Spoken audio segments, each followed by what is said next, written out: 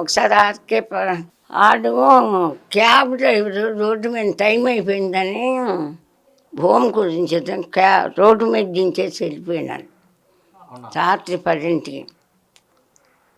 ఒక hospital back side దించేసిపోతే వాళ్ళని అడిగాను, బాబు కొంచెం క్యాబ్ బుక్ చేసేయండి అంటే వాళ్ళు సైలెంట్గా లోపలికి వెళ్ళి పోలీసులకు ఫోన్ చేశారు.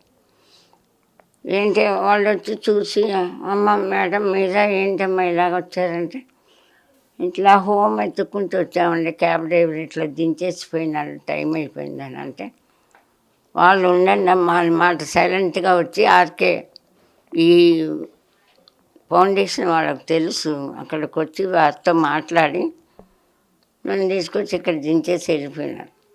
డాక్టర్ గారు పాపం, అమ్మ మీరేం డబ్బులు ఇవ్వక్కర్లేదు, నాకు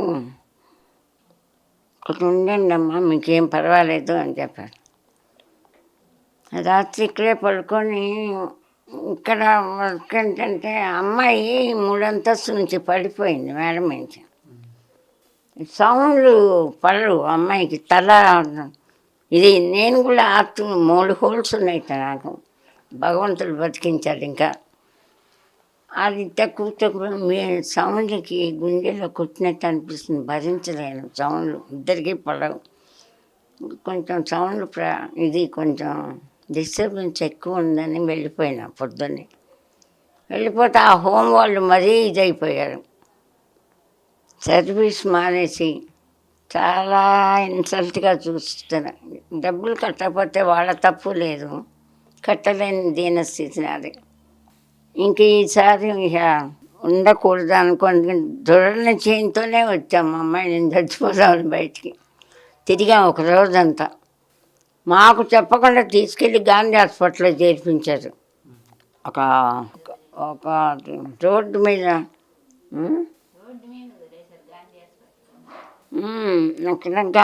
మాతో చెప్పాలి కదా, తీసుకెళ్ళి అక్కడ జాయిన్ చేస్తే వాళ్ళు రోడ్డు మీదే ఉంచేశారు. కానీ అవంతా చెప్పలేనులేండి. ఇంకా ఏం చావలేమనుకొని సార్కి ఫోన్ చేసిండా ఆర్కే అంతకుముందు మాట్లాడిన పరిచయం ఉంది కదా, ఇట్లా ఉంది అంటే సరే రండమ్మా అన్నారు. వచ్చాక నేను చెప్పి అయినా చాలా అవన్నీ ఒకరోజు ఉన్నాం కాబట్టి నాకు సరిగ్గా తెలియలే వారి గురించి. మళ్ళీ వచ్చినప్పుడు ఆయన ఇట్లా నా స్థితి మా పరిస్థితి అంతా చెప్పాక చాలా బాధపడ్డారు ఆయన. అమ్మ మీరు అలాంటి పనులు ఏం చెయ్యొద్దు, డబ్బులు ఇవ్వకపోయినా సరే ఏం చేయాలి, మీ దగ్గర ఉన్నప్పుడే ఏదన్నా ఇస్తే డొనేషన్ కింద ప్రొడక్షన్ ఫౌండేషన్కి ఇవ్వండి, లేకపోతే లేదు. మీరేం ఆత్మహత్య ప్రయత్నాలు చెయ్యొద్దమ్మా, మేము ఉన్నాం, మీకేం పర్వాలేదని పాపం చాలా అభిమానంగా మళ్ళీ బతకాలనే ఆశ కలిగించి ఆయన ఆదుకొని ఇంకా రూమ్ ఇచ్చి అమ్మాయిని నన్ను బాగా 10 రోజులైంది వచ్చి. ఆయన కనుక ఆదుకోకపోతే అమ్మాయి నేను ఏదో తాగి చచ్చిపోదాం అనుకొని నిర్ణయించుకొని బయటకు వచ్చాం.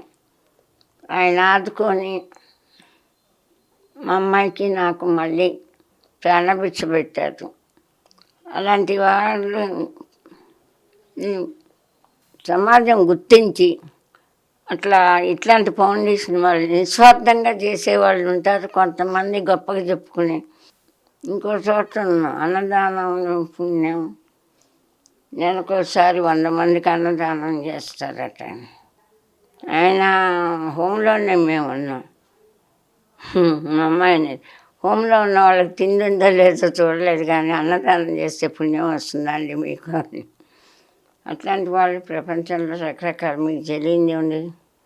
అట్లా కాకుండా నిజంగా నిస్వార్థంగా ఈ ఆర్కే ఫౌండేషన్ వారు తరఫున నన్ను అవమానించకుండా చులకన చేస్తే నేను ఎక్కడైనా ఉండనండి. నేను చెప్పాక 1 వారం రోజులు ఉండండి అమ్మా, నేను ఉండగలిగితే ఉంటానండి, ఉండలేకపోతే వెళ్ళిపోతాను అంటే బాగా చూస్తేనే అని. అవమానిస్తే నేను ఇప్పుడు కూడా భరించను. చేత కాదు ఇంకా. ఇన్ని కష్టాలు పడి ఇంత చేసి ఎంతోమందికి చదివించాను నేను పిల్లల్ని. అవన్నీ చెప్పుకోలేం కానీ ఇప్పుడు అవమానాన్ని భరించలేను నాయన. నా బిడ్డ కూడా భరించలేదు. ఆర్కే ఫౌండేషన్ వారు నన్ను ఏమీ ఇంతవరకు చులకన చేయకుండా, గతి లేకపోతే మేము కాబట్టి కాపాడాము అనకుండా, ఒక ఆర్టిస్ట్కి ఇచ్చే గౌరవం ఇచ్చి, నిస్సహాయులైన ఒక స్త్రీకి చేసే సహాయం ఎలా మనం చెయ్యాలో సహాయం అనే పట్టుదలగా ఆయన పిలిచి నాకు అదే కనపడింది. వారిలో చులకన చేయకుండా గౌరవం. చాలామందికి ఫ్రీగా చూస్తున్నారట. నన్ను గౌరవం ఆర్టిస్ట్గా గౌరవంగానే అభిమానంగానే చూశారు ఇప్పటి వరకు. అందుకని ఇంకా ఈ వారం 10 రోజుల్లో వారు ఇచ్చిన ధైర్యమే కొంచెం కోలుకున్నా. అంతకుముందు చాలా ఏమాత్రం ఇది కూడా లేదు. ఏ ఫౌండేషన్ ద్వారా నాకు వీళ్ళు తీసే ఇది ధైర్యంగా వచ్చి కొంచెం కోలుకున్నాను.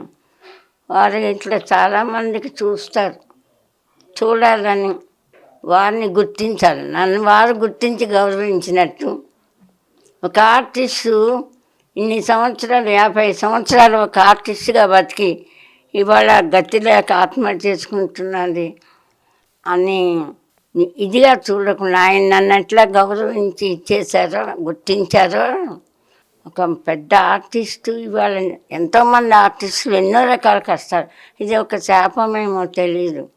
ఆర్టిస్టులు నాకంటే పెద్ద ఆర్టిస్టులు మీకు తెలియదు ఏమన్నా చివరి దశలో చాలా దీనస్థితిలో చచ్చిపోయిన వాళ్ళు మీకు తెలియకుండా ఉండరు. చాలామంది మన ఇండస్ట్రీలో ఎంతోమంది ఆర్టిస్టులు బాధపడుతున్నారు. శాపమో ఏమో తెలియదు నాకు. ఒక ఆర్టిస్ట్ ఇట్లా కష్టపడటం ఏంటి అని రామకృష్ణ గారు ఆలోచించి ఆవిడకి మనం తప్పకుండా చేయూత ఇవ్వాలా, ఆవిడ ప్రాణం కాపాడాలని నన్ను చేరదీశారని నాకు అర్థమవుతోంది ఇప్పుడిప్పుడు. అది కూడా చెప్పా, ఉండగలిగితే ఉంటానని. నేను చూశారని అవమానిస్తే మాత్రం ఉండని వెళ్ళిపోతాను అని చెప్పేశాను. ఇప్పుడు నన్ను ఆయన ఎలా గుర్తించి గౌరవించి చేరదీశారో, ఆయన చేసే ఒక మంచి పనులను నిస్సహాయాన్ని కాపాడి ఇట్లా చేస్తున్నారు, ఫలానా ఫౌండేషన్ మంచి ఇదిగా ఉంది అని అందరూ గుర్తించి వారికి ఇచ్చేయాలని నేను మనసారా కోరుకుంటున్నాను. నవ్వించే నవ్వుల వెనుక కూడా ఎంత బాధ ఉంటుందో మనం పావలా శ్యామల గారిని చూసి తెలుసుకోవచ్చు. ఈమెకు పావలా శ్యామల గారు కనుక మీరు సాయం చేయాలనుకుంటే కింద ఇచ్చే నంబర్కు మీరు కాల్ చేయొచ్చు, అట్లాగే మన సాయం కూడా చేయవచ్చు. కెమెరామెన్ కిరణ్తో కిరణ్ కుమార్, పల్లవి టీవీ, హైదరాబాద్.